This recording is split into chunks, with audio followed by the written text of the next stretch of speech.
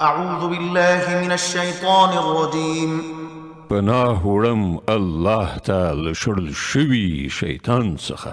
بسم الله الرحمن الرحيم د الله په نوم چې ډېر زیات مهربان پوره رحم لرونکی دی. ألم نشرح لك صدرك ای پیغمبره آیا موږ ستا سینه ستا لپاره پراخه نه کړه؟ ووضعنا عنك وزرك الذي أنقض ظهرك او له تا څخه مو هغه پیټه ښکته کړ چې ستا ملا یې کږه کړې وه.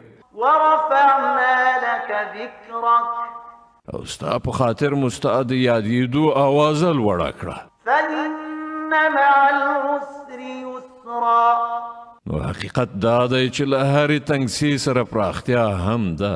إن مع العسر يسرا بېشکه له هرې تنګسي سره پراختیا هم ده.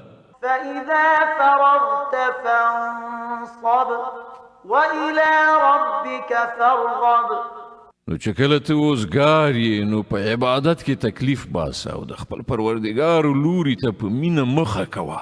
صدق الله العظيم. الله ستر رښتیا ویونکی دی.